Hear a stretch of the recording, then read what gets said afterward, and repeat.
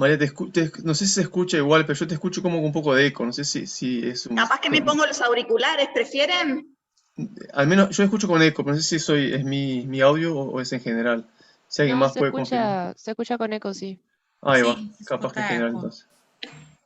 Si me esperan un segundo, Sí, sí, sí, pongo tranquila. bárbaro. Bien, sí, hoy el tema que me invitaron a dar es acerca de la inmunopatología y los mecanismos protectores contra el coronavirus. Y mi intención en el día de hoy es, bueno, hablarles un poco de la infección por el coronavirus, el SARS-CoV-2, sobre la respuesta inmune en la infección leve, sobre la respuesta, me quedo repetido, sobre la respuesta inmune en la infección severa, los mecanismos de protección, los correlatos de protección y las posibles inmunointervenciones. En una idea de abarcar esta tríada que se forma aquí entre la fisiopatología, la respuesta inmune y la intervención alrededor de lo que es el coronavirus. Tengo entendido que ya tuvieron alguna clase de coronavirus, por lo cual no voy a entrar en detalles sobre el virus. Y ya me voy a meter de lleno en lo que es la inmunopatología del coronavirus.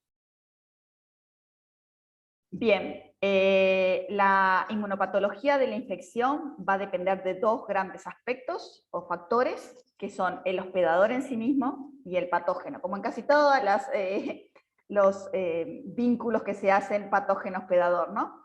Sobre el hospedador, en este caso, sabemos que hay algunas características que de alguna manera contribuyen mucho a cómo se vaya a desarrollar esta inmunopatología, que pueden ser la edad, el sexo, las comorbilidades, tener comorbilidades, vamos a ver algunas en particulares que nos hacen muy susceptibles a la infección y a padecerla de forma severa, la genética del individuo, sin lugar a dudas también, y después, con respecto al patógeno, en este caso en particular, sabemos que la carga viral infectante puede ser muy...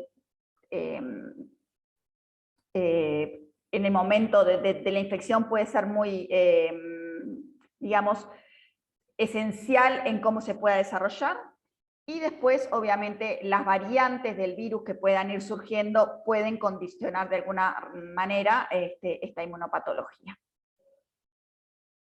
Bien, si vamos un poco a hablar de la infección del coronavirus, este coronavirus que surge hace ya casi 2 años, parece mentira, pertenece a la familia de los coronavirus y como a diferencia de otros coronavirus que infectan el tracto respiratorio, como los clásicos que tenemos, que nos generan esos resfríos clásicos con síntomas menores, este coronavirus, al igual que el SARS-CoV y el MERS, pueden infectar el tracto respiratorio bajo.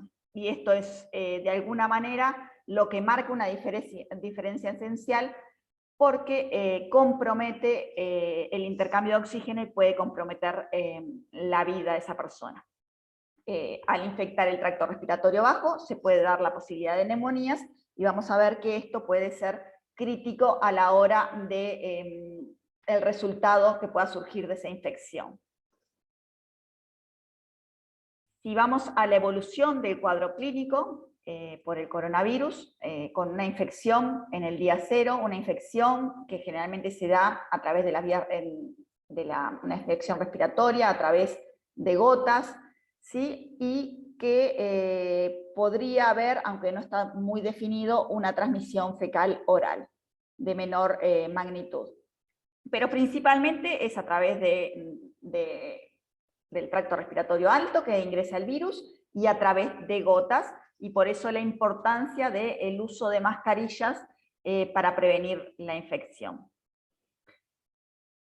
A partir del día 6 y en adelante pueden empezar a aparecer los primeros síntomas en aquellas personas que cursan la enfermedad de forma sintomática. Sabemos que hay otras que la cursan de forma sintomática, pero hablando ahora, porque nos vamos a focalizar sobre todo en la respuesta inmune que se da en las personas sintomáticas, moderadas y severas, aparecen esos síntomas a partir del día 6. Y en el 97,5% de los casos de infecciones sintomáticas esta aparición de los primeros síntomas es en los primeros 11 días después de la infección. Los síntomas más comunes son fiebre, tos seca, dificultad al respirar, dolor de garganta, pérdida del olfato y del gusto, pero también hay otros síntomas quizás menos frecuentes, pero como el dolor de cabeza, dolor muscular, cansancio, diarrea, mareo, síncopes. ¿Sí? Es muy variable la sintomatología, así como es muy variable el cuadro clínico, porque dependía justamente del hospedero y del patógeno, y justamente en esa variación vamos a intentar de simplificar y hacer a veces algunas generalidades, y sepan disculpar esto de tratar de simplificar en algunos casos. Bien, se sabe que el día 12 es el pico de carga viral, es cuando se alcanza la mayor carga viral, que va a ser de alguna forma contenida después por la respuesta inmune y va a reducirse. Esos días que pasan justamente son por la necesidad de tiempo para mostrar una respuesta inmune efectiva contra el virus que pueda controlar la carga viral. Aquí tenemos una línea de tiempo que es esencial, digamos, y que ocurre de alguna forma en casi todos los patógenos de esta manera, con ciertas variaciones, ¿no? Tenemos una primera exposición al patógeno, en este caso el coronavirus, y el patógeno, y en esa primera exposición al patógeno ya se inicia la respuesta inmune. ¿Sí? Uno está expuesto al patógeno y eso ya va a ser censado casi que inmediatamente por nuestra respuesta inmune. Una respuesta inmune que conocemos como innata, que está preformada, que tiene receptores que son característicos y que vienen en nuestra línea germinal, digamos que no sufren modificaciones ni adaptaciones como los de la respuesta inmune adaptativa. Pero que no, aún así no dejan de ser específicos para determinados patrones, no específicos de un virus en particular o una bacteria en particular, sino específicos para determinados patrones. Entonces, y ese censado de los patógenos en una primera instancia van a generar una respuesta inmune innata que va a tener a controlar la infección y a eliminar rápidamente el patógeno de ser así. No olvidemos también que para la entrada del patógeno a nuestro cuerpo también se encuentra con algunas barreras físicas, químicas o microbiológicas que de alguna forma van a tratar de evitar que el mismo entre y que se monte esta respuesta. Pero si entra y nos exponemos, bueno, se genera una respuesta inmune. Una respuesta inmune que va a intentar controlar esa carga inicial del patógeno, por lo cual se ve una dificultad del patógeno para replicarse, con después un crecimiento exponencial, ¿sí? Y una respuesta inmune que además de intentar controlar ese patógeno, de alguna manera va a alertar a lo que son los mecanismos inmunes adaptativos, por si no logra controlar esa carga viral. De una forma controlada va a ser esto porque muchas veces sabemos primero que no queremos montar respuesta excesiva por un tema de fitness y de gastos de recursos, sino que además muchas veces sabemos que una respuesta excesiva justamente nos lleva al daño. Y es ahí donde una respuesta exacerbada, no controlada, puede condicionar más aún y puede ser más crítico que el propio patógeno. Entonces ahí donde tiene que ser muy regulada y muy controlada y solo la necesaria. ¿Sí? Y bueno, una vez que se inicia la respuesta inmune adaptativa, ahí se da el mayor control del patógeno con su posterior eliminación y bueno, todas estas respuestas después tendrán que volver a la homeostasis y volver a su nivel basal. Entonces, si eso no sucede, pasa lo que vemos no tan a menudo, pero aún así en gran frecuencia en los cuadros del coronavirus, que es el síndrome de distrés respiratorio agudo. Un síndrome caracterizado por una dificultad para respirar, hay bajo intercambio de oxígeno, baja nivel de oxígeno en sangre, el bajo intercambio de oxígeno por daños en el tejido pulmonar, a nivel de los alvéolos.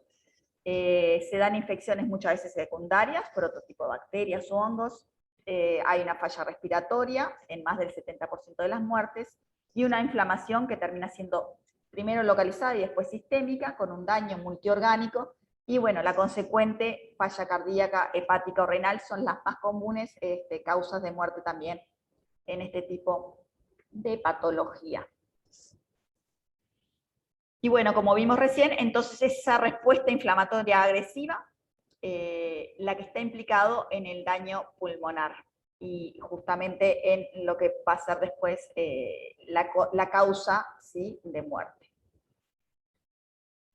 Veamos cómo se inicia. Hablábamos que este patógeno puede infectar el tracto respiratorio bajo, obviamente entra por la parte alta del tracto respiratorio, puede ahí colonizar cierta parte y termina bajando al tracto respiratorio bajo.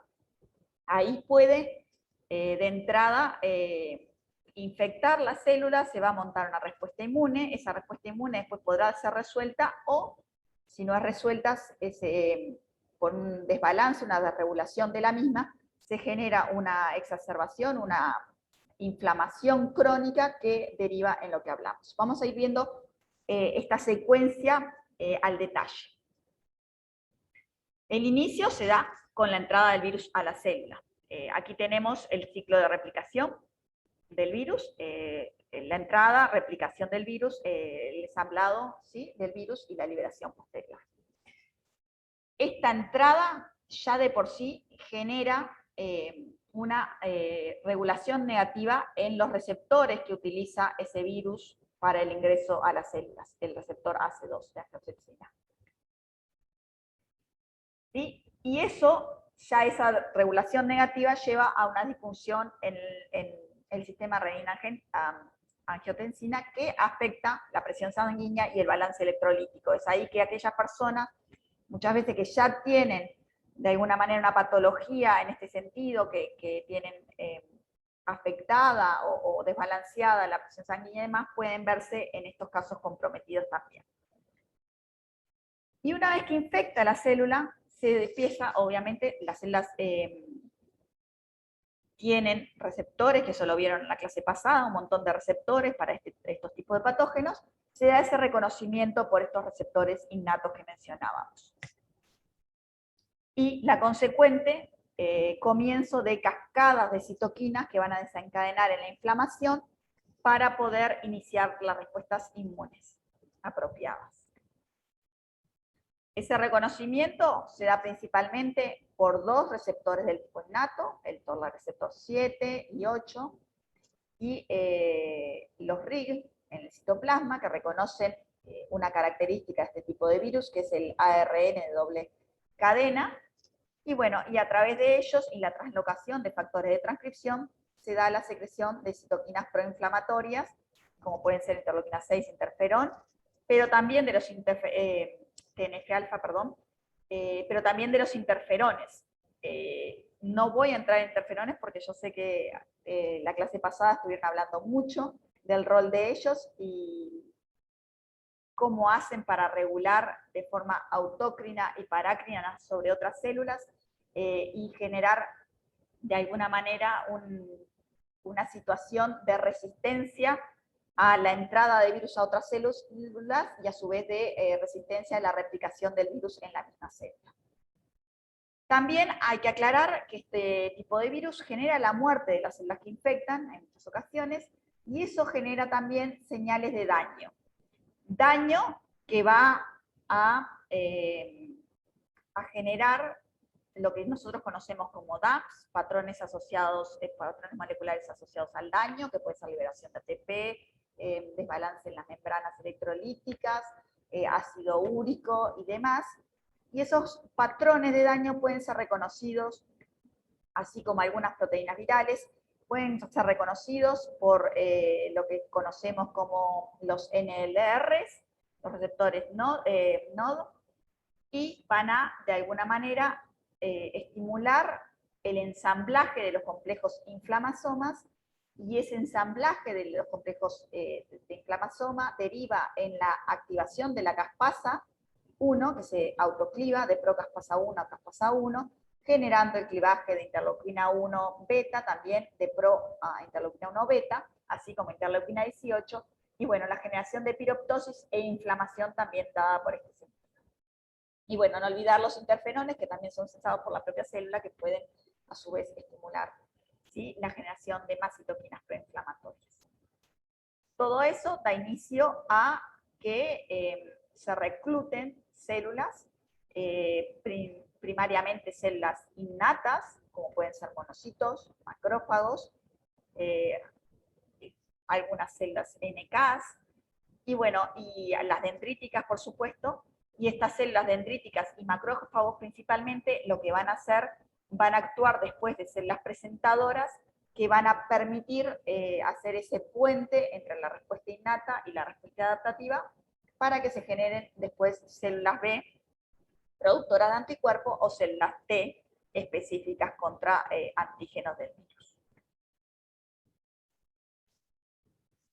Bien, ya acá de entrada, en lo que se da al inicio de la infección, podemos ver algunas diferencias, por ejemplo, entre hombres y mujeres.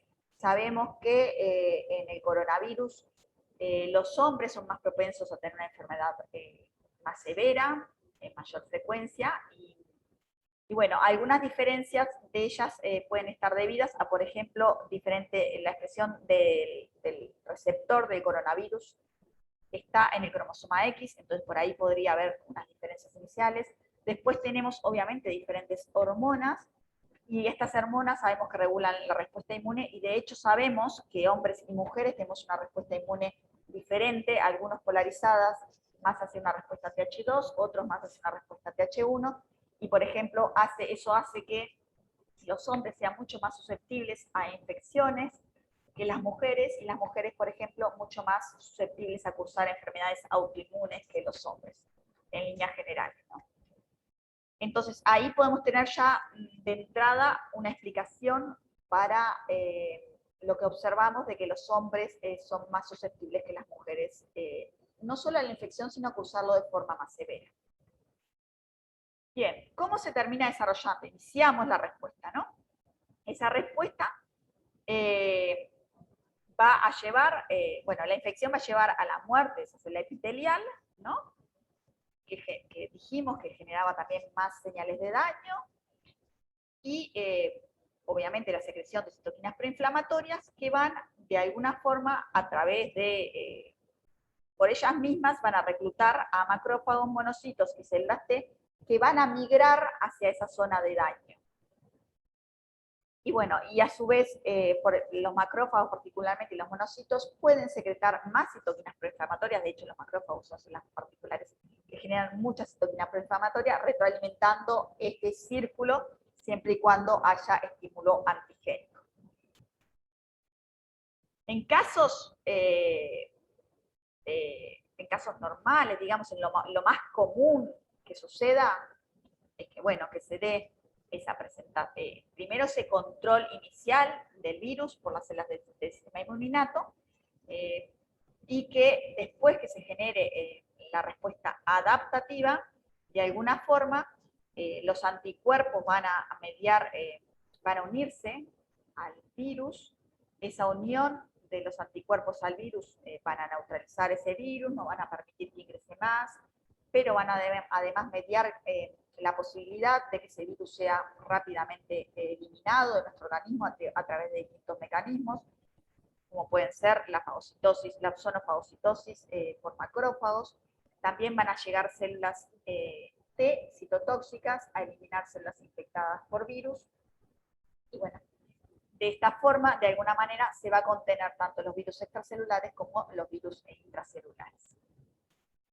Y va a haber un clearance de esos virus del organismo, baja la carga antigénica, las células no reciben más estímulos y se va a ir apagando esa respuesta inmune poco a poco, con poco daño a nivel del tejido de los pulmones. Luego, por supuesto, es muy importante todo el proceso de esferosis, de limpieza de esa zona, y con eliminación de ya sea células que no reciben más el estímulo, como células T, que puedan entrar en apoptosis, así como la limpieza de células que hayan quedado muertas, digamos, epiteliales muertas, y todo el celular de la zona. y la recuperación del tejido a través de macrófagos del tipo 2 que ayudan a recomponer el tejido sano.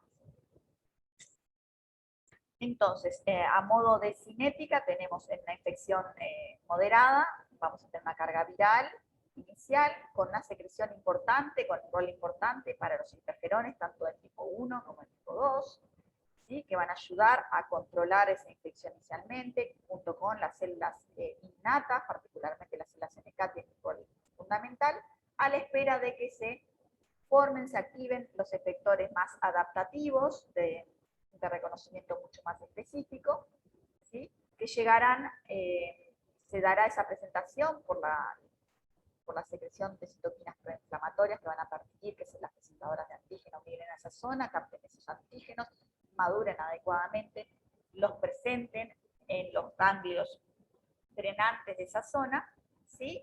Y bueno, después se generarán esos efectores inmunoadaptativos que vendrán a ayudar a terminar con la limpieza de esa zona, la generación obviamente de células reguladoras al final de todo esto para controlar la bajada de esa respuesta y como, digamos, premio de todo esto, podemos llegar a generar células B y células T de memoria que nos protegerán frente a próximas infecciones. ¿Qué pasa en algunos casos? En algunos casos, esa respuesta inmune inicial de citoquinas, que yo le decía que se retroalimentan, ¿sí? Si hay un continuo estímulo antigénico, va a continuar esa cascada de citoquinas y se va a alimentar en un círculo vicioso. Mientras el virus no sea correctamente eliminado, eso puede generar una inflamación crónica. Una inflamación crónica que va a llevar a una tormenta de citoquinas, lo que conocemos como una tormenta de citoquinas, que es una gran secreción de citoquinas, que lleva a después una inflamación no solo a nivel local, sino también a nivel sistémico, porque las citoquinas son moléculas justamente que forman parte de nuestra respuesta humoral para mediar, porque son mensajeros y viajan.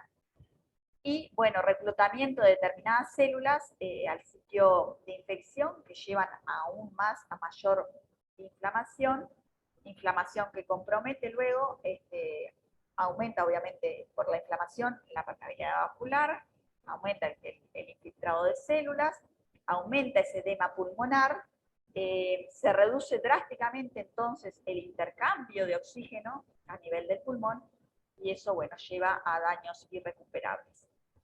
Y por otro lado, la inflamación esta sistémica lleva al daño de otros órganos y la consecuente muerte. ¿Qué células juegan un rol fundamental? Y si mirábamos anteriormente aquí, teníamos tres tipos de células que eran muy reclutadas por estas citoquinas proinflamatorias, que eran las células T, los macrófagos y los monocitos. Bien, las células T juegan un rol esencial en esto. Se ha visto que en infecciones severas lo que se ve es un aumento de la neutrofilia, ¿sí? Y una reducción, o sea, una linfopenia, una reducción de linfocitos en sangre.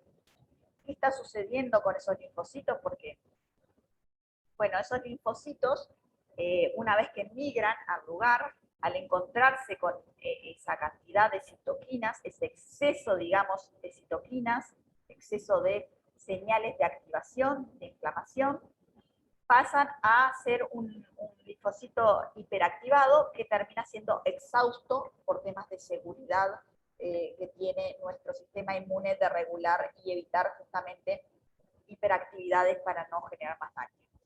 Entonces, esos linfocitos, al ser exhaustos, expresan lo que llamamos receptores que son del tipo inhibitorio para ellos, y bueno, dejan de ser funcionales y efectivos. A su vez, hay una reducción en las células T reguladoras, porque la cantidad de citoquinas secretadas permite eso, que se reduzcan, y entonces tampoco hay un control en esta hiperactividad de las células efectoras. Entonces no hay forma de controlar este sitio. Y terminamos con células T exhaustas, no funcionales. Con respecto a los monocitos macrófagos, son reclutados también a ese sitio de daño, ¿sí? Y el aumento de esa cantidad de citoquinas proinflamatorias lo que hace es que el macrófago mantenga un fenotipo del tipo M1. Yo no sé si recuerdan que los macrófagos pueden tener un fenotipo del tipo M1 o M2. Lo que necesitamos en estos casos sí es un M1 para eliminar el patógeno, como es el virus, pero también necesitamos que pueda después, una vez que está medio controlado, pasar a un fenotipo M2 para reparar el tejido. Eso no sucede y entonces no se puede reparar el tejido con el consecuente daño de mantener macrófagos en un fenotipo M1. A su vez, los monocitos adquieren un perfil inflamatorio. Se sabe que en pacientes que cursan de forma severa adquieren un perfil inflamatorio importante, secretando más citoquinas proinflamatorias, generando aún más un daño más grande en toda esta zona.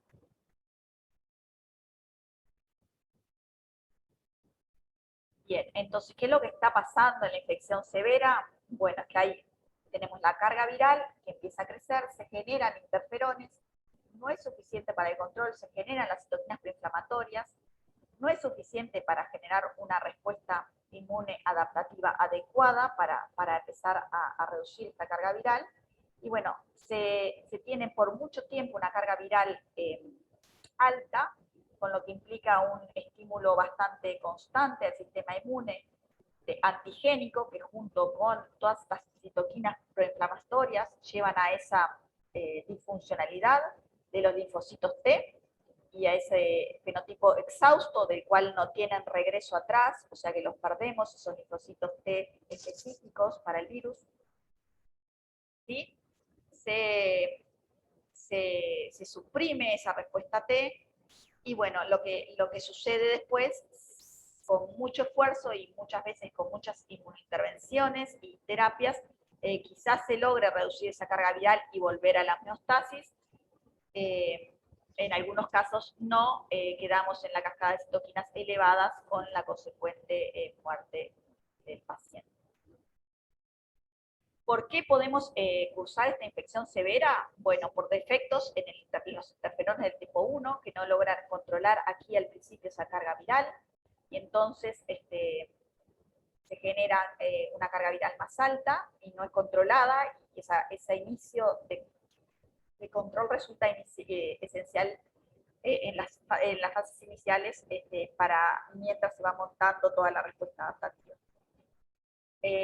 Si se montan respuestas humorales, anticuerpos de forma tardía, también lo que va a pasar es esa replicación del virus y quizás nuevamente lleguemos tarde a controlar con esos anticuerpos la carga viral y bueno, y si sigan secretando citoquinas, sigamos teniendo el estímulo antigénico y con eso esa hiperactividad de los linfocitos T.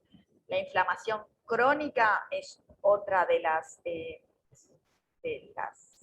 razones por las cuales se da esta infección severa, y de hecho es una inflamación crónica porque hay mucha secreción de interleuquina 1 beta, interleuquina 6, TNF-alfa. Y bueno, y de hecho las personas obesas que sabemos que tienen disfunciones que los llevan a inflamaciones crónicas, bueno, se ven mucho más susceptibles a cursar una infección severa por el coronavirus, porque ya de base, por su patología de obesidad, tienen una inflamación crónica. Y sin lugar a dudas, la senescencia hace que muchos de estos mecanismos estén regulados, no regulados negativamente, pero que no sean tan efectivos, tan potentes, y bueno, pueden conllevar digamos, a que se retrase esa respuesta, a que sea más leve y que no se logre controlar esa carga viral. De hecho, hay un modelo hipotético que intenta explicar lo que ocurre en la senescencia y por qué en contraposición con lo que vemos en los niños, me refiero no los neonatos, sino los niños entre 2 y 12, 15 años, en los cuales vemos una infección sumamente leve, a no ser aquellos que tengan alguna patología muy grave de base.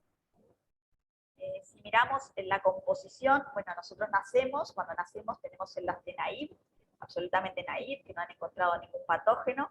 En el camino, ya en el nacimiento es cuando empezamos a cruzarnos a través del nacimiento vaginal con los primeros patógenos, ¿no? A cruzar ese canal de parto, y ahí se empieza, quieras o no, a madurar nuestra respuesta inmune, a generar células T específicas y de memoria.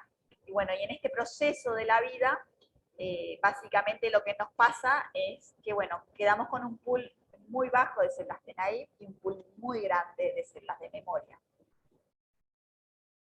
Por otra parte, esto es relativo a la respuesta adaptativa. Por otra parte, relativo a la inmunidad innata, existe un mecanismo que se llama training immunity.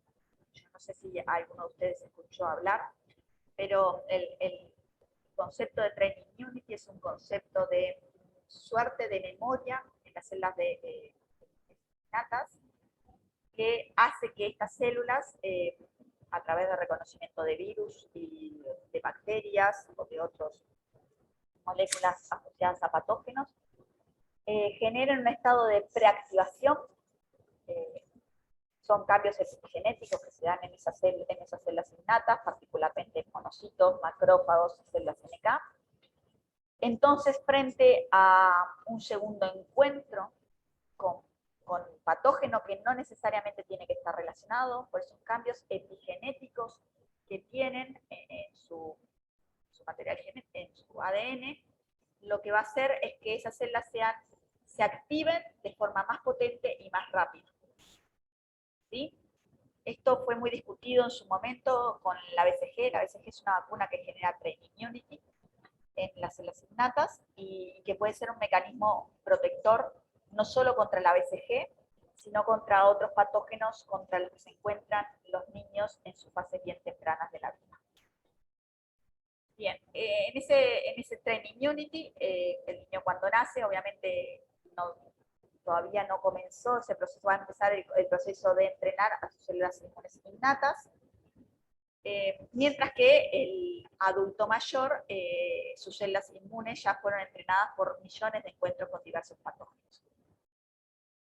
Entonces, frente al reconocimiento del virus, del coronavirus, lo que va a pasar en un niño es que sus células innatas van a reaccionar de forma moderada, van a generar citoquinas preinflamatorias y van a generar que se monte una respuesta adaptativa acorde, porque van a tener un pool importante de células T naive, que va a haber células T específicas contra el virus que van a poder expandirse, ¿sí? Y bueno, y estas células T van a ser funcionalmente muy buenas para eliminar el virus, ¿no? Por el contrario, ¿qué va a pasar en un adulto mayor cuando sea infectado?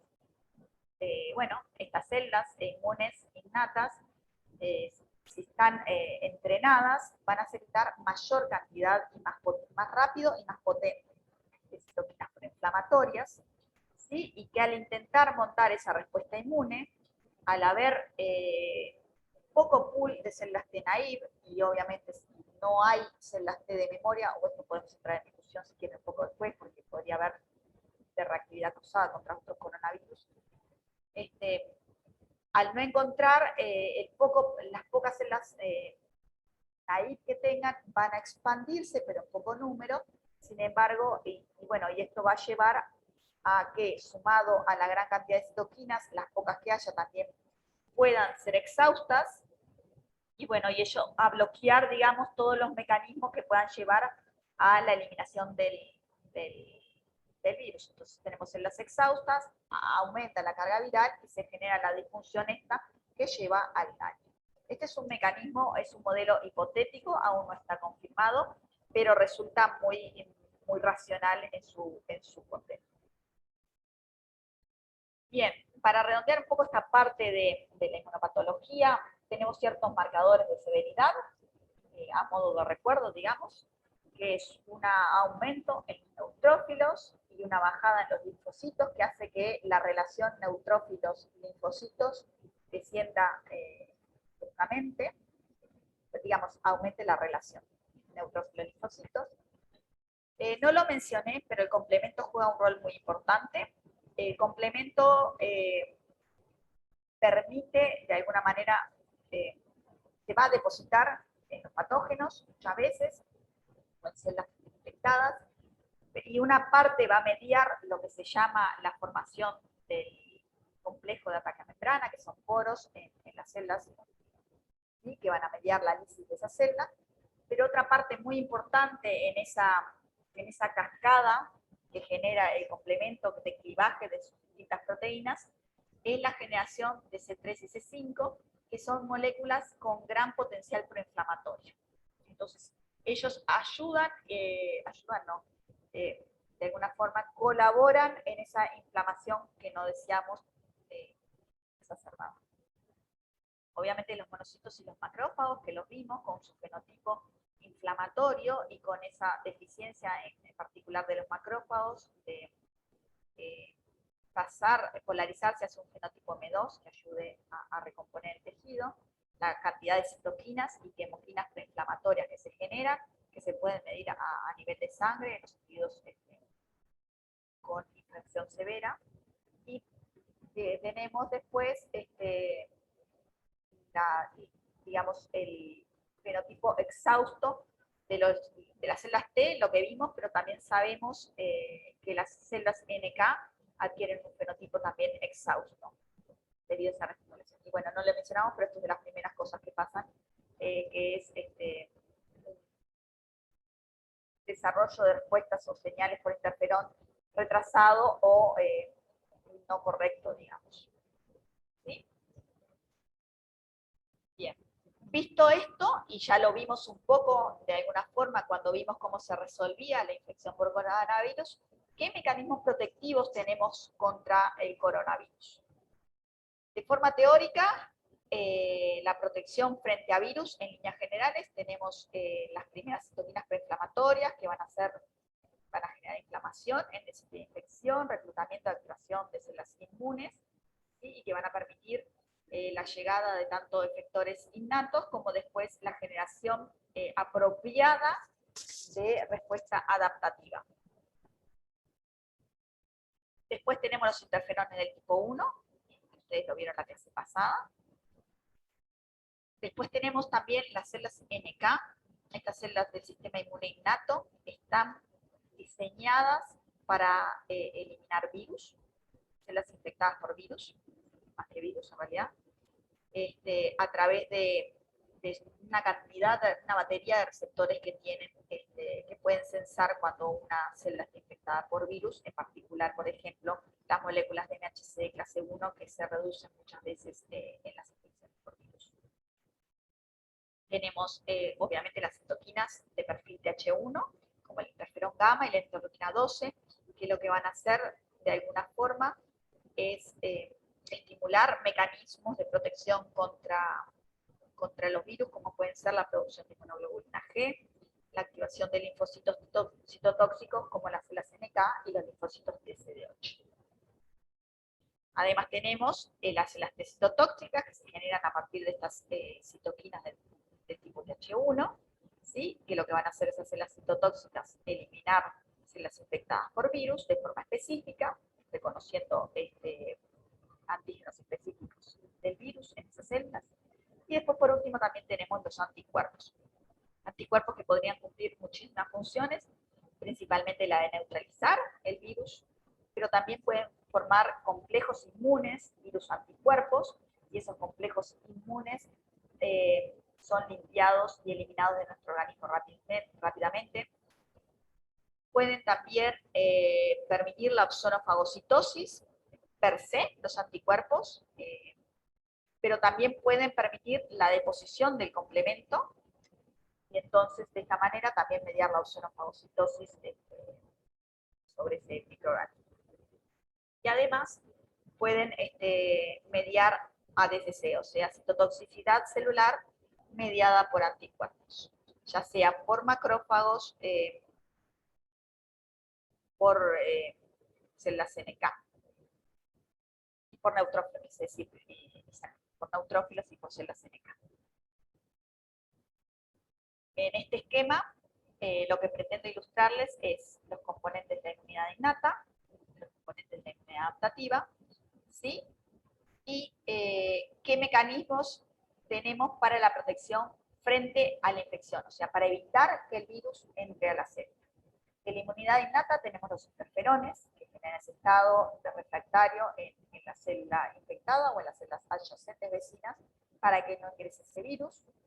Y de la inmunidad adaptativa tendríamos los anticuerpos, anticuerpos neutralizantes, ¿sí? Que van a bloquear la entrada de ese virus a la célula por unión al antígeno de interés, digamos, en este caso del coronavirus sería la proteína S, ¿verdad? O la generación de complejos virus anticuerpos y la eliminación de ellos. Y después tenemos otro, esto es para prevenir que el virus entre a la célula, pero en caso de que el virus entre a la célula, tenemos otra batería de mecanismos para eliminar células infectadas por virus. Baterías de la inmunidad innata, como lo son las células NK, que les mencioné, que pueden reconocer células infectadas por virus a través, por ejemplo, de la regulación negativa del MHC por la célula infectada. La célula NK puede censar, esa regulación negativa puede censar células que expresen el MHC en baja proporción y eliminarlas. O si no, tenemos también las células TCD8, que simplemente van a reconocer una célula infectada, porque esta célula infectada va a presentar en su superficie MHC de clase 1 con antígenos específicos del virus, y bueno, la va a reconocer específicamente y la va a eliminar. ¿Qué sabemos de la respuesta inmune frente al coronavirus? Bien, se generan y se activan, digamos, tanto componentes de la inmunidad innata como adaptativo, que es lo que vimos anteriormente en la inmunopatología, digamos. De la inmunidad innata, lo que se va a activar, lo vimos, y me gustaría hacer un énfasis especial en las células dendríticas. Estas células dendríticas van a jugar un rol esencial junto con los macrófagos en la inducción de la respuesta adaptativa. Una respuesta adaptativa que va de alguna forma a generar o intentar por lo pronto inducir respuestas de tipo helper para la producción de citoquinas apropiadas que puedan colaborar con otras células y otros mecanismos.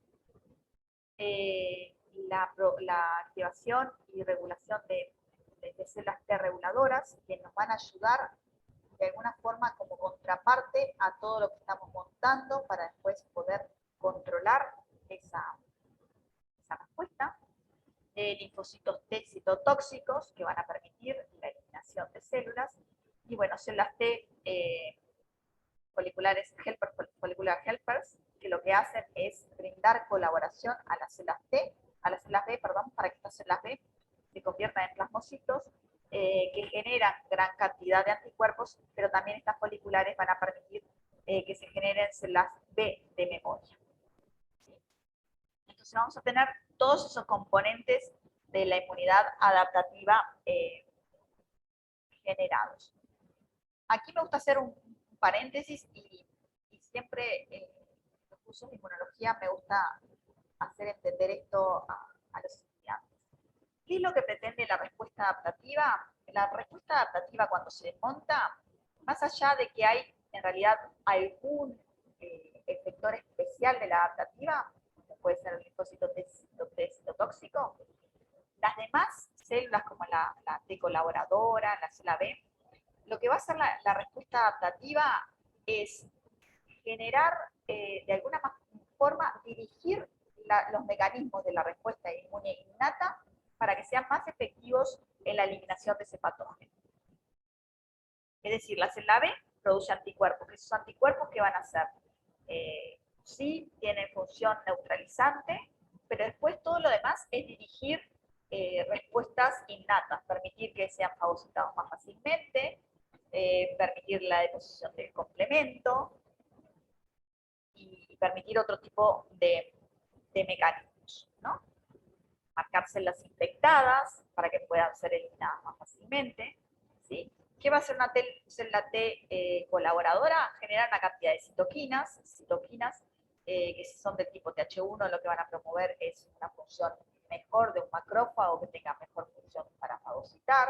Si es del tipo TH2 va a generar inducción de, por ejemplo, otro tipo de células como pueden ser los eosinófilos o los basófilos para mediar otro tipo de respuestas frente a otros patógenos.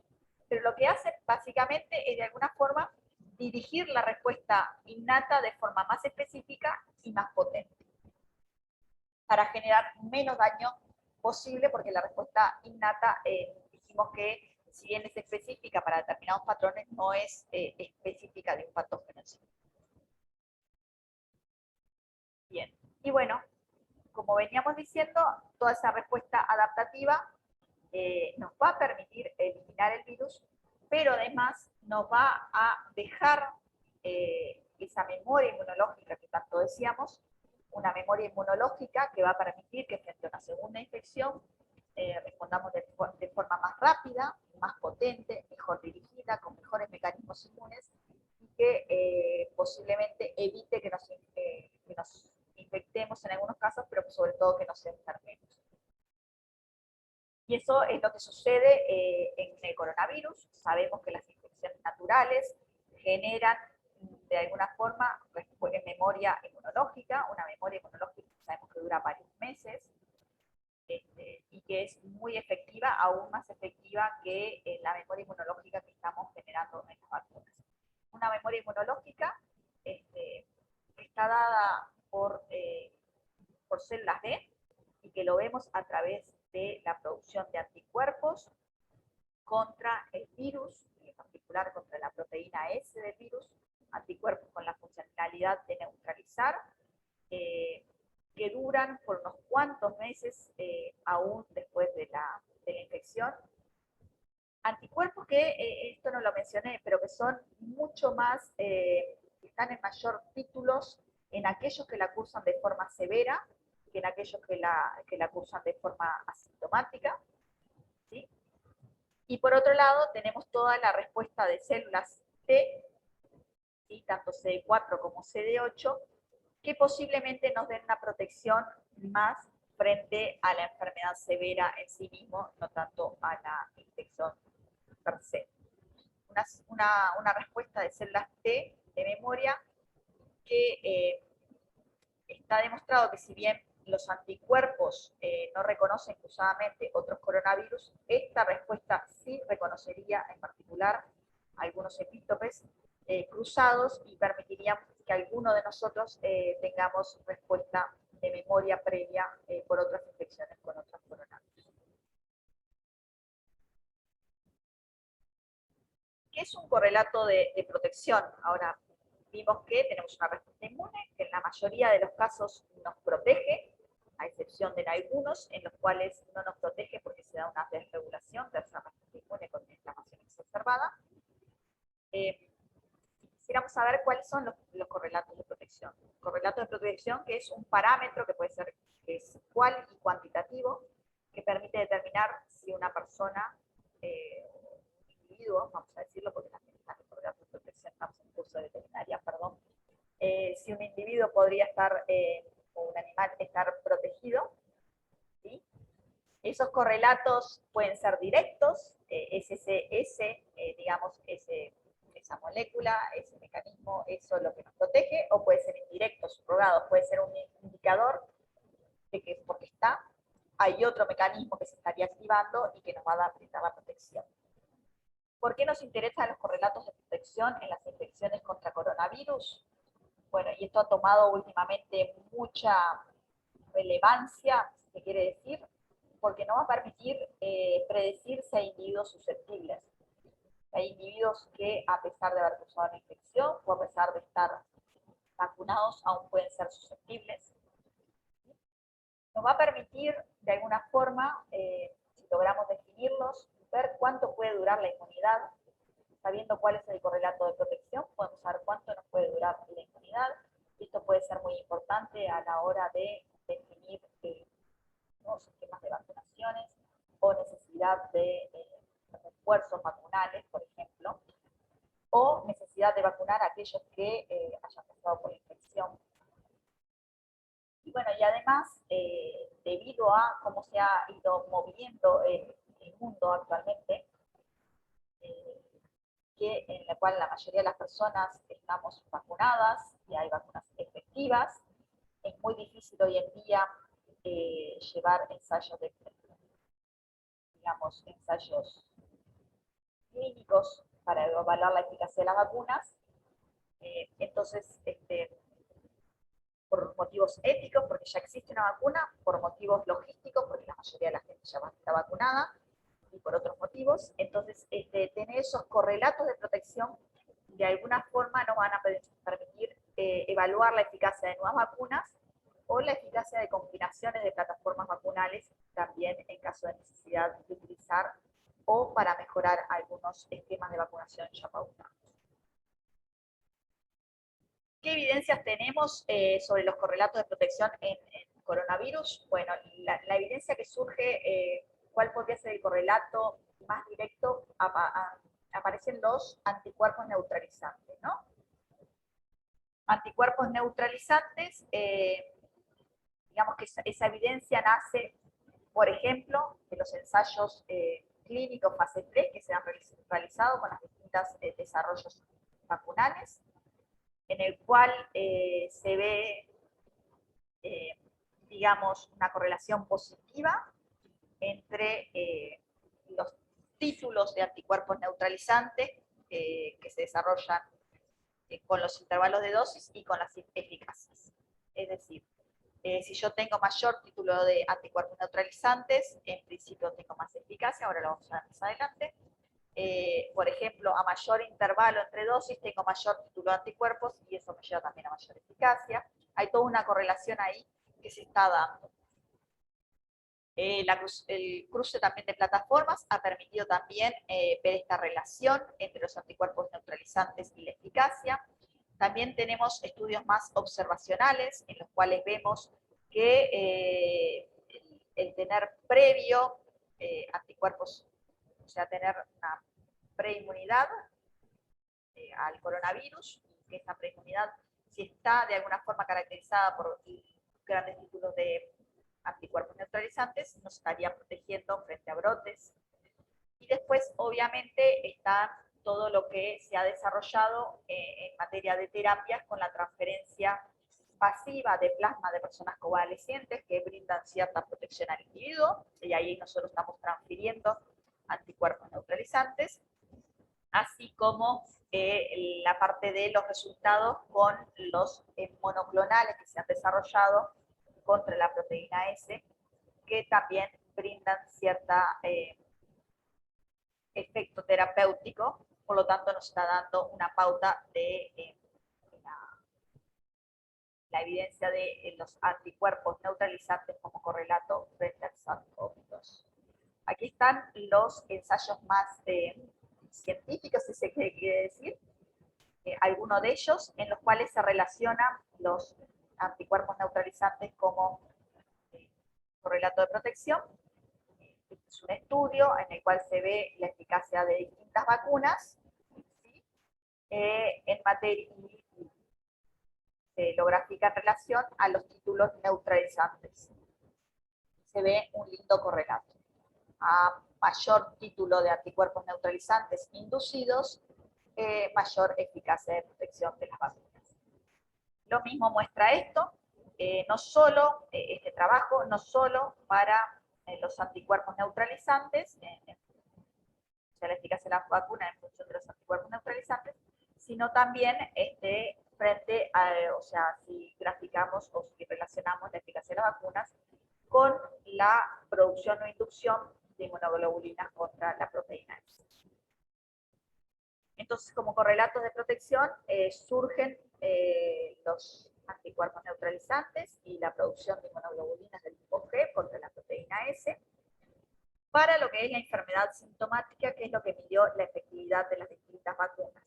Recordar que las distintas vacunas que se han desarrollado presentan variación en la efectividad con lo que refiere a la infección sintomática, pero que todas ellas presentan una gran eficacia a nivel de lo que es la enfermedad severa. Por tanto, nos queda por definir quizás lo que podría ser el correlato de protección contra la enfermedad severa, ¿no? Y ahí quizás la contribución de la inmunidad celular, particularmente de las células T, podrían jugar, yo creo que un rol esencial. Y creo que están relacionadas en lo que es la protección frente a la enfermedad severa. Por último, para redondear, y no voy a hablar mucho de esto porque yo sé que en la próxima clase tienen toda una clase de vacunas contra el coronavirus, me imagino, porque son vacunas modernas. Así que, pero como, digamos, el tema de hoy era toda la parte de inmunopatología y mecanismos inmunes, no quería terminar la clase sin hablar un poco de cómo podemos modular esos mecanismos inmunes para brindarnos protección o para mejorar el cuadro patológico. Entonces, tenemos inmunointervenciones que pueden ser del tipo profilácticas, previas a la infección. Lo que nos sale en la cabeza son vacunas, ¿sí? O podemos tener inmunointervenciones terapéuticas a posterior de la infección. Sin lugar a dudas, las profilácticas son la herramienta de salud pública más costo-beneficiosa que las terapéuticas. De hecho, vamos a ver que las terapéuticas, además de tener menos eficacia, son mucho más caras y obviamente determinan además un compromiso en el paciente. Para vacunas contra coronavirus, al día de hoy contamos con varias plataformas. ¿Sí? Tenemos vacunas a virus inactivado, como pueden ser la de Sinovac, la CoronaVac de Sinovac, que se aplica en Uruguay y en Chile. La de Sinopharm, también es una vacuna inactivada, que creo que Argentina estaba aplicándola. CoronaVac también se aplica en Brasil, perdón. Que hay algunos estudiantes de Brasil. Las vacunas a vectores virales, como puede ser la de Oxford AstraZeneca, la Sputnik, la de Janssen Janssen, ¿sí? La de CanSino, las vacunas a subunidades proteicas, como pueden ser la de Novavax, y después tenemos las vacunas ARN mensajero, como la de Pfizer y Moderna. Todas ellas, bueno, aquí tienen un esquema de lo que sería, qué es lo que hace una vacuna. Se introduce a través de la vacunación antígenos virales o material genético que codifiquen para esos antígenos virales.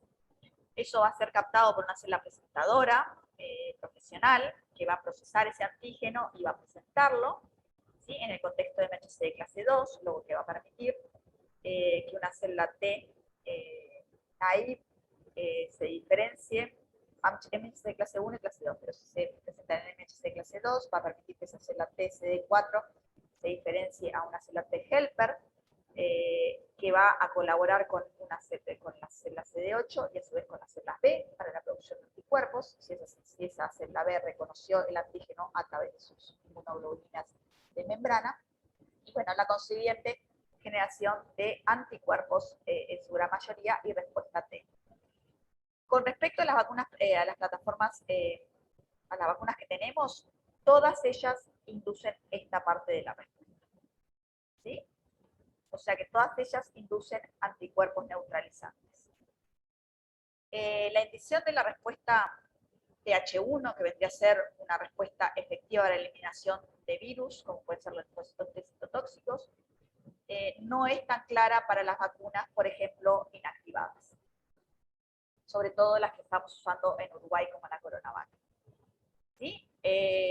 Este tipo de vacunas, en general, se las acompaña con aluminio. Primero que los antígenos, cuando son presentados de esta manera, son antígenos extracelulares, y al ser antígenos extracelulares, generalmente la presentación se da prioritariamente a través del MHC de clase 2 y no del MHC de clase 1, salvo que haya cross-presentación transmisión.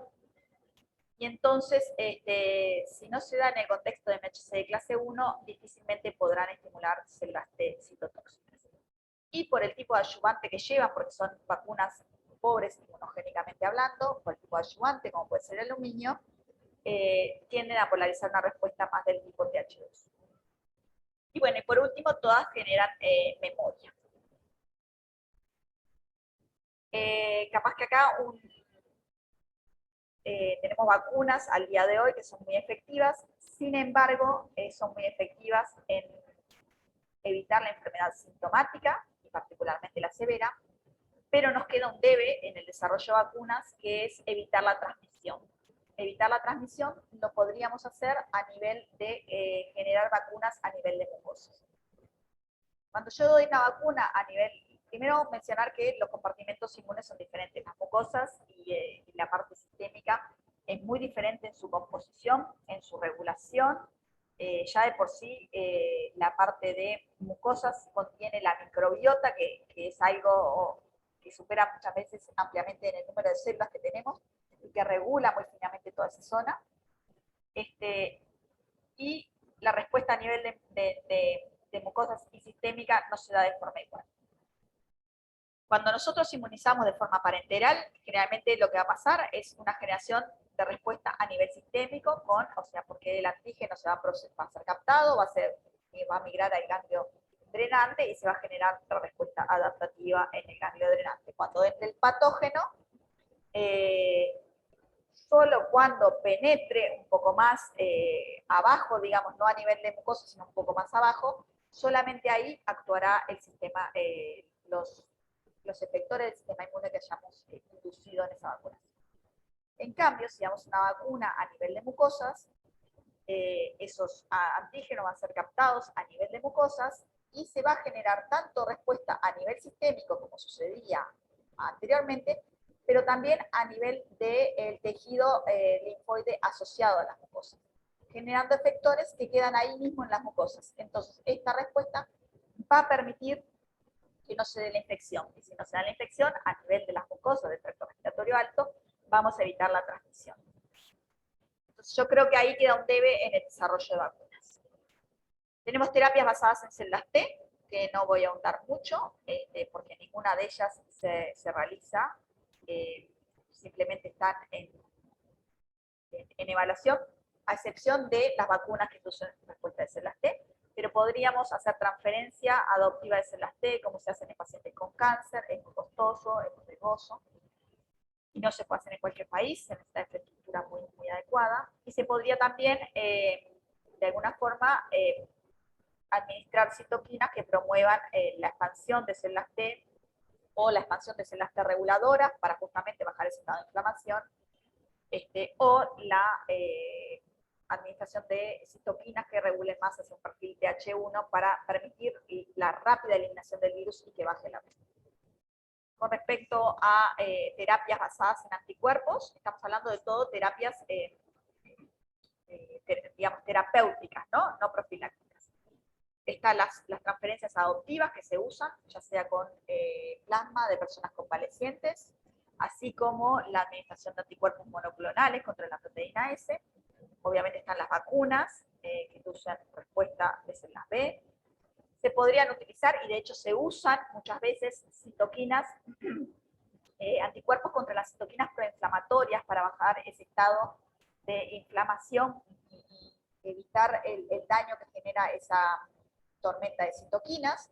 Y también se podría usar anti-checkpoints para revertir un poco el estado de los linfocitos T exhaustos. Y después tenemos otro tipo de inmunoterapias que tendríamos, obviamente, los interferones, los agentes inmunosupresores para combatir toda la parte de citoquinas, de la tormenta de citoquinas, y podría haber transferencia adoptiva de otro tipo de células. A modo de conclusión de lo que hemos visto hoy, en esta tríada, digamos, entre la patología, la respuesta inmune y las inmunointervenciones, existen fortalezas en eso, que están dadas por una inmunidad en su mayoría, una inmunidad que va a resultar a la postre protectiva, ¿sí?, con los anticuerpos neutralizantes y las células TH1 como principales efectores. Las debilidades de esta tríada obviamente son inmunopatologías, como pueden, o sea, las comorbilidades que nos pueden llevar a esa inmunopatología, a esa inflamación exacerbada que conlleva a toda la falla multiorgánica. Tenemos oportunidades de actuar sobre ello con el desarrollo de nuevos fármacos y tratamientos, con la vacunación sin lugar a dudas y con el desarrollo de nuevas vacunas. Por supuesto que aún así vamos a tener amenazas, como pueden ser el decaimiento de la respuesta inmune o, por ejemplo, la aparición de nuevas variantes de preocupación. Sin más, no sé, quedo abierta a ver si puedo intentar responder preguntas. Excelente, María. La verdad que es muy buena tu presentación. Me encantó la didáctica que aplicás y qué fácil parece todo cuando explicas así El tan sistema inmune gráfico, ¿no? nunca es fácil. Nunca es fácil, pero bueno, No, viste que la por eso hay que inmunología, apoyarse en muchas imágenes, porque si no sí, sí. es muy difícil. O sea, me pongo en el lugar de los que no hacen inmunología todos los días y a veces cuesta entender todos esos procesos y está bueno cuando las imágenes son bastante claras, o por lo menos intenta hacerlo, ¿no? Como se ven. María, el chat hay varias preguntas, no sé si tienes tiempo como para estar un ratito de responder. Se movió bastante. Voy a ubicar acá la primera pregunta. Dice así, eh, para que estoy en conversas previas. Eh, Acá. Pregunta, creo que es Mara la primera pregunta, que dice, el día 12 el virus está concentrado en orofaringe, el día 12 de la infección, ¿no? En el pulmón daña a los neumocitos, bueno, esa es otra pregunta que haría, ¿no? En el pulmón, el daño es en los neumocitos tipo 1 o los capilares, o en los dos, o a los dos. Todo. En principio, el virus se aloja inicialmente en el tracto respiratorio alto y baja a lo largo de los días, sobre todo si no es controlado en la primera parte, en la parte de mucosas. Pero cuando la carga viral se hace tan alta, muchas veces ya baja a pulmón. Ahí está. Y con respecto al daño, es daño en las células epiteliales, pero también en toda la vasculatura. Se produce esa permeabilización y se produce roturas de esa vasculatura y muchas veces hay tos con sangrado y demás en estos cuadros. Bien, exacto. La otra pregunta está te traduzco en portugués. Dice, profesora, usted habló sobre la respuesta TH1 y TH2 dependiendo del sexo, ¿no? De la persona. Naturalmente los hombres tienen mayor respuesta a TH2 que las mujeres, ¿es así? Y ahí después otra pregunta que no sé si te hablamos después que respondas eso quizás. No, en realidad las mujeres tendemos a tener una respuesta más autoinmune, inflamatoria, pero que nos ayuda a su vez, al ser una respuesta inflamatoria, a veces a limpiar más fácilmente las infecciones. Y los hombres una respuesta mucho más regulada, con lo cual por eso no desarrollan tantas patologías autoinmunes. Esto en líneas generales, sabemos que hay hombres que desarrollan patologías Sí, autoinmunes, sabemos en líneas generales. También lo vemos en ratones, en animales de experimentación también vemos las diferencias de sexo, ¿no? Que en los hombres esa respuesta es más regulada, más a la baja, y por eso no son tan buenos, quizás no desarrollan tantas enfermedades autoinmunes, pero a su vez en infecciones severas les cuesta más esa clearance de la infección. María, ¿y podría estar asociado, porque acá la estudiante plantea que puede estar asociado a la respuesta TH, por ejemplo, dice TH2 en los hombres que en las mujeres o no? Sí, lo que pasa es que el TH1, TH2 ha quedado medio obsoleto, digamos. Tenemos tantos THs, Claro, 9, sí, sí, 17, 22, que simplificarlo a TH1, TH2 es claro, difícil. Yo te está diría bien. más una inflamación, más, Una respuesta más inflamatoria, otra. más Sí. proinflamatoria y menos inflamatoria. Bien, bien, bien, bien. Dice, otra pregunta, ¿la exacerbación y la evolución del cuadro clínico en el COVID depende del perfil de células T que la persona puede activar o depende más que nada de la respuesta innata? Depende más que nada de la respuesta innata, sobre todo, y de que logre montar en un tiempo razonable cierta respuesta adaptativa para poder limpiar esa carga viral. La respuesta innata va a intentar contenerlo, pero va a necesitar de la ayuda de la respuesta adaptativa. Entonces, depende básicamente de la respuesta innata, o sea, todas las respuestas, si tenemos una deficiencia en la respuesta innata, estamos mucho más complicados que si no tenemos, si tenemos un efecto en la respuesta adaptativa. Bien. Después dice otra pregunta. ¿Cuál sería la función de los neutrófilos en esta respuesta antiviral? Fagocitosis. Pregunto porque normalmente nosotros asociamos neutrofilia a infecciones bacterianas. Sí, podemos tener fagocitosis, pero también podemos tener, por ejemplo, ADCC, esta muerte celular Claro, citotóxica mediada por por anticuerpos. anticuerpos, Eva. Pero los neutrófilos también fagocitan y pueden hacer oxonofagocitosis del virus si ese virus está marcado con complemento o con anticuerpos. Excelente. Bien. Y también van a secretar muchas citoquinas proinflamatorias los neutrófilos. Los neutrófilos son las células de alto recambio que rápidamente aparecen, son de las primeras en aparecer y ayudan a eso. Ahí va. Bien. Después, me perdí acá. Rafael pregunta, ¿el Train Immunity sería específico de PAMPs? Es como una memoria, entre comillas lo pone, de células innatas. Interesante concepto, gracias. Sí, el Train Immunity se da de PAMS, se da a través del primer reconocimiento por las células innatas de un patógeno cualquiera. No es específico a diferencia, o sea, esas células no van a reaccionar rápidamente con un patógeno no relacionado. No tiene que ser el mismo patógeno. Se da simplemente porque esas células innatas reconocen a través de sus receptores, se activan y de alguna manera sufren cambios epigenéticos o metilaciones en su ADN que permiten que ese ADN quede más desenrollado en determinados sectores. A su vez, algunas células como las NK pueden expresar más receptores en su superficie después de haber sufrido ese primer encuentro. Y entonces, cuando tienen un segundo encuentro con otro patógeno, no tiene que ser el mismo, van a poder sensarlo mejor porque van a tener más receptores, más expresión de receptores, pero a su vez van a tener el ADN más desenrollado, entonces rápidamente se van a transcribir esos genes de interés, entonces su función va a ser mucho más rápida y mucho más potente. Ahí va.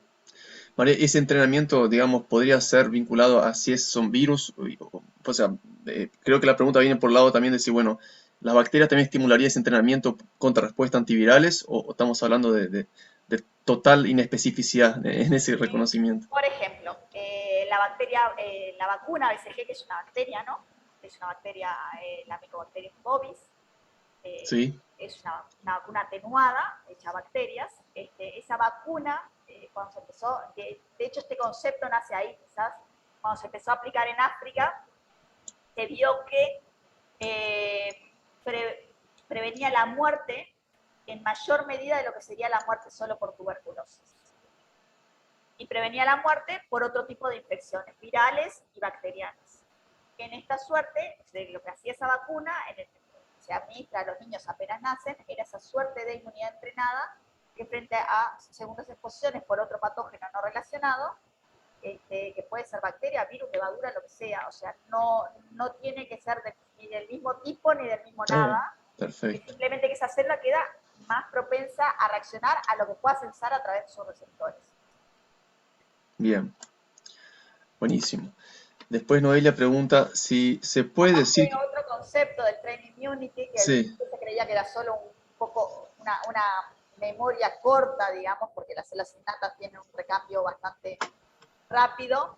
Hoy en día se sabe que esos cambios epigenéticos también suceden en stem cells a nivel de médula ósea, entonces el Train Immunity dura durante años. bien, bien, buenísimo. Concepto bastante interesante y rompe un poco los paradigmas que uno está acostumbrado a hablar de inmunidad La y memoria. respuesta inmune innata tiene memoria. Ahí va. Vi un paper hace unos años y me llamó la atención ese concepto.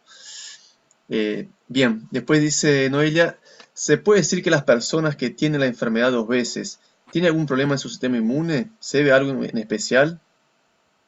No sería lo normal. Seguramente tenga alguna deficiencia inmune. Sí, porque en realidad si uno cursa salvo que la curse de forma sintomática, lo cual en la segunda vez no debería ni cursarla, no sería lo normal. o salvo que esté muy expuesto al virus. Pero no sería lo normal porque los mecanismos adaptativos deberían quedar ahí y deberían proteger más allá del Ahí va. innato. Ahí va. Nosotros decimos en veterinaria que la mejor vacuna es la enfermedad mientras no te mate, ¿no? Exacto. Si te inmuniza, quedarías bien protegido. Em, a ver, otra pregunta dice acá, Rafael, ¿el complemento puede activarse directamente sobre células infectadas o entendí mal? ¿La muerte celular en ese caso sería lisis osmótica?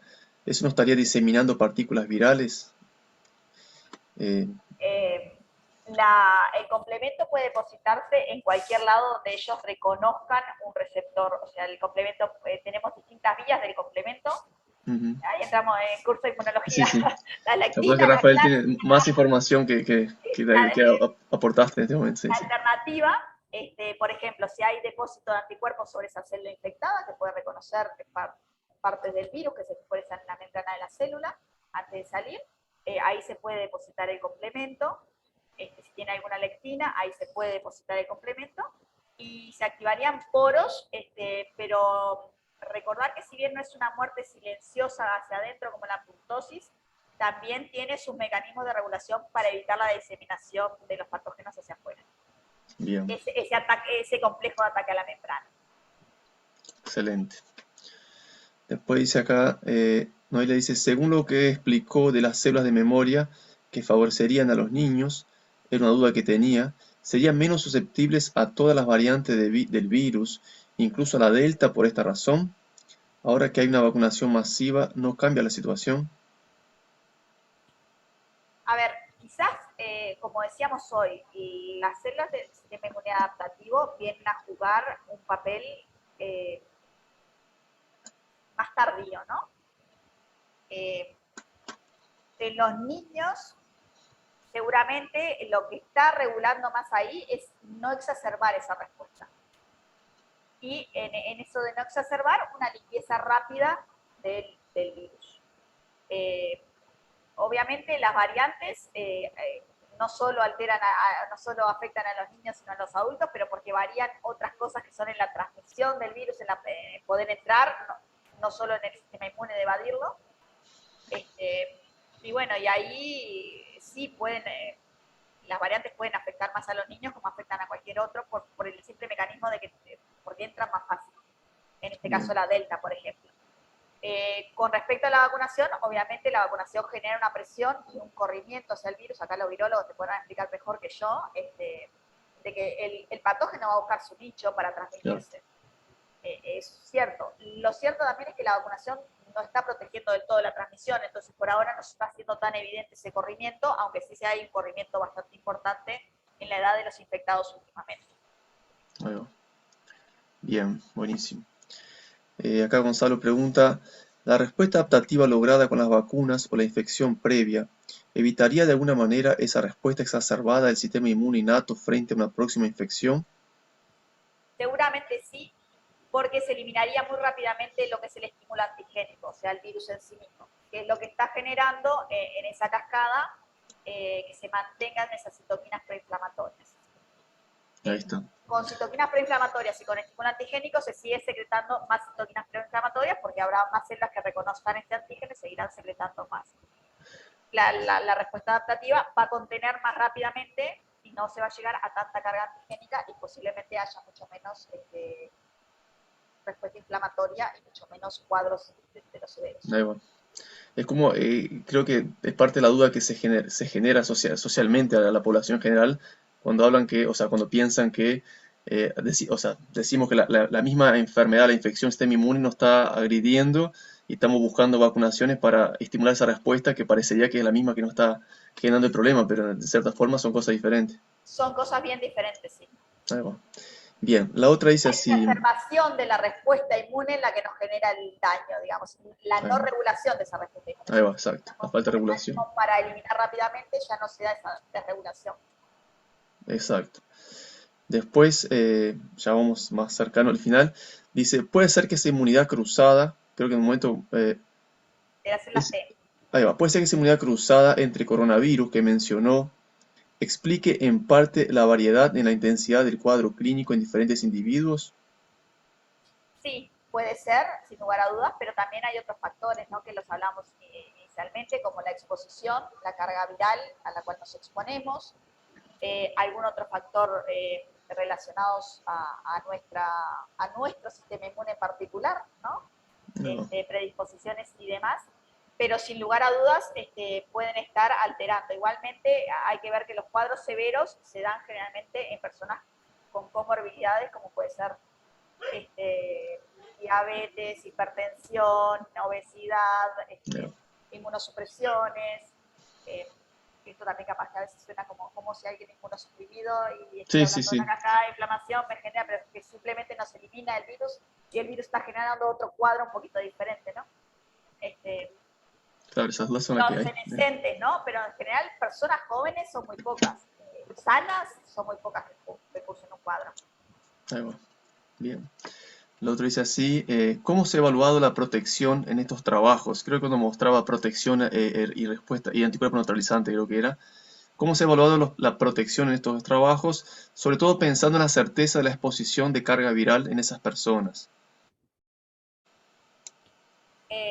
La protección, la efectividad, decís. Claro, creo que la pregunta apareció cuando mostraba la gráfica de protección y anticuerpos, ¿no? Donde había La una. efectividad. Es la efectividad que se determina en el ensayo clínico fase 3, teniendo el brazo vacunado versus el brazo no vacunado, mirando la incidencia en el brazo vacunado versus el brazo no vacunado. En realidad ellos cuando llaman protección le llaman a la efectividad de la vacuna en la protección de la enfermedad sintomática. Claro, el planteo, obviamente que en este caso no podemos pensar en una exposición directa del patógeno. Acá la exposición puede ser discutible si realmente está expuesta a una carga viral infectiva y que permita generar una enfermedad grave, ¿no? Es exposición al ambiente donde hay virus circulante. Sí, de hecho hay algo bien interesante, por ejemplo, la vacuna Coronavac, cuando se hizo el ensayo clínico en el fase 3 en Brasil, que dio una eficacia bastante baja para lo que después nos acostumbraron otras vacunas, en realidad en ese momento Exacto, estábamos muy contentos, y bueno, se había hecho personal de salud muy expuesto al virus y posiblemente ello fuese también una causa exacto. por la baja efectividad de la vacuna. Tal cual, tal cual. Eso te cambia radicalmente Pero bueno, los ensayos clínicos están diseñados para poder compensar en cada uno de los brazos la exposición al patógeno que sea igual. Ahí va. Bien, después dice así, el mecanismo de activación de TCD8 con vacunas inactivadas, si bien es pobre como explicó, puede darse. En caso afirmativo, el mecanismo sería mediante la presentación cruzada de antígenos, vía exógena a endógena, o sería por otro mecanismo. Gracias, excelente clase, muy clara y didáctica. Bien, a ver, se puede dar por presentación cruzada, pero va a ser, la polarización va a ser netamente hacia pH2 por el adyuvante en general. De hecho, existen adyuvantes, existen muchos desarrollos en distintos adyuvantes, como pueden ser saponinas o los adjuvant systems, los AS que combinan distintas, que buscan justamente polarizar la respuesta más hacia el pH 1. Ujú. Entonces, a través de los adyuvantes va a ser básicamente la forma que tenemos en las vacunas inactivadas de polarizar hacia el pH 1. Ahí va. Ayudantes que pueden ser que polaricen directamente. Por ejemplo, hay una vacuna contra el coronavirus en India, aprobada en India, que es la Bharat, la Covaxin, que es inactivada, pero que usa como ayudante un agonista del toll receptor 7 y 8. Este agonista que lo vimos, que lo vieron No. la clase pasada y hoy, Sí. Mm. que es ensavirus y que ese polariza la respuesta hacia pH1. Bien, bien. Bueno, acá dice Amanda, excelente, óptimas imágenes, ayuda mucho a entender sobre el asunto, muchas gracias por la clase. Qué buena clase que viene, que explica, bueno, excelente clase. Se nota que es apasionada por el tema. Totalmente, como dicen las compañeras, me encantó. Bueno, ahí saludos y buena clase. Y después entra un tema de seminario que después yo lo explico por mail, así no te quito más tiempo. Mara levantó la mano. Mara, si quieres un comentario, adelante. Sí, sí, perdón, Rodrigo, porque siempre te hago Adelante. lo mismo. Pero son unas preguntitas nada más porque yo fui la que te preguntó sobre las células que se dañaban en el pulmón. Si eran, o o los neumocitos o las células endoteliales. Y vos me dijiste que todo. ¿A qué venía mi pregunta? Que habían salido varios, varios, no sé si estudios, que decían que se formaban trombosis con algunas, bueno, se formaban trombosis prácticamente siempre, pero con algunas vacunas más, no importa el tipo de vacuna. Entonces fue por eso que yo te pregunté a cuál de las dos atacaba, porque si era que se formaban trombosis, capaz que era solamente la parte circulatoria, teniendo en cuenta que si el virus se expande, puede dañar riñones, por ejemplo, no sé, son cosas que se me vienen a la cabeza, ¿no? Pensando un poco como históloga más que... Bueno, yo soy bioquímica más que clínica, también aclaro por las dudas. A ver, el daño principal se da en las células epiteliales del pulmón, a nivel de los bronquialveolos, pero después ese es el daño inicial, por la infección del virus y por el daño del virus. Después, a partir de ahí, por la permeabilización y por todo el daño vascular que se hace, el daño es genérico. Y de hecho, las placas aparecen, las placas los rayos X Sí. son muy elocuentes en ese sentido. Claro, por el edema. Con virus, la probabilidad de tener trombosis es inmensa. Si nos preocupábamos por la probabilidad de tener trombosis por alguna de las vacunas, como puede ser la de Oxford AstraZeneca, la verdad que la incidencia de trombosis en los cuadros severos por coronavirus es muy común y de hecho los pacientes reciben anticoagulantes. La mayoría. Bien. ¿Sí? O sea que, era lo que a mí me quedaba ahí en la cabeza. Y decime, capaz que sabés, y en el pulmón, ¿esas células se regeneran o se reparan? ¿O quedan así, todas rotas? se regeneran. De hecho, viene el macrófago, o sea, tenés macrófagos alveolares y tenés un sistema de reparación. Lo mismo con cualquier neumonía. Igualmente queda daño tisular, muchas veces todos aquellos que cursan neumonías, el daño tisular a nivel del pulmón se siente por años, digamos. Claro, es más como una reparación que una regeneración de un tejido nuevo. Exacto. Esa reparación mediada por macrófagos M2 en su gran mayoría. Claro, ahí está. Y por último, ¿puede ser que con lo del timo y que los niños no sean tan, o sea, que estén tan en peligro? ¿No puede ser porque el timo como que es más, ¿cómo te puedo decir? Más activo, más funcional a esa edad que ya en edad más avanzadas, y por eso es que, porque los niños que se han visto me parece que tenían comorbilidades antes. Severas, muy severas. Ahí está, y no porque los atacó el virus y cayeron y chao, ¿no? Exacto, exacto. Son aquellos niños que lo cursan, son porque tienen comorbilidades severas, como una fibrosis quística o una inmunosupresión por de base o por estar bajo tratamiento oncológico o demás. Ahí está. En la parte del timo que tú me decías, sí, es cierto, el niño está recién empezando a generar todo su repertorio y tiene todas las células naïves que se les ocurra, ¿no? Claro. A punto caramelo para encontrar lo que quieran y poder claro, hacerlo lo mejor que lo convenga. Y por eso muchas de las vacunas se dan en las primeras etapas, no solo para protegerlos de chiquitos, sino porque es el mejor momento para generar inmunidad. Y la otra vez, no sé si era, alguien me consultó, y yo dije, bueno, hay que ver estos niños que estuvieron expuestos al virus en pequeñas estuvo y que quizás no nos dimos cuenta que estuvieron infectados o en pequeñas cantidades, si al día de mañana esto no le va a dar protección de por vida. Claro, ¿no? Claro. Me parecía interesante por eso, por lo que había, y yo digo, pero obviamente tiene que ver el timo mucho más joven, mucho más funcional. Tiene que ver con un sistema inmune muy potente. Claro. En realidad, los más chiquitos, que todavía tienen el sistema inmune más inmaduro, o sea, los menores de 2 años, todavía son más susceptibles a cursar cuadros más severos. Claro. En realidad te diría que aquellos que son entre los 2 y los 12 años. Es como la mejor ventana de tiempo que obviamente el sistema inmune ya maduró un poco, pero tienen toda la batería de energía para dedicarle al coronavirus. Qué bueno. Bueno, muchísimas gracias y la verdad que la clase Genial. Gracias a Muchas ustedes. gracias. Gracias. Bueno, gracias, Mara. Bueno, si no hay más comentarios o preguntas, damos por terminada la clase. María, de vuelta te quiero agradecer, no quiero cansar de agradecerte el tiempo y la disposición. Sé que están en momentos de bastante trabajo con esto de la pandemia y por suerte esto Y va... clases de medicina. Se Clases imagino. Bueno, está en de concurso ahora. Bien, entonces más agradecido aún de que No, haya la estado acá agradecida con soy yo. nosotros. Es un placer, la verdad que Bueno, sí. Se disfruta muchísimas gracias, María. Y bueno, a nos estamos ustedes. viendo en otra actividad.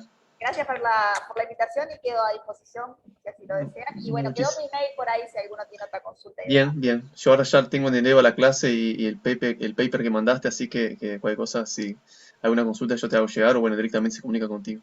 Dale. Muchísimas Gracias. gracias. Que pasen Gracias. bien. Chao, pasen Chau, lindo. chau. Chao, chao.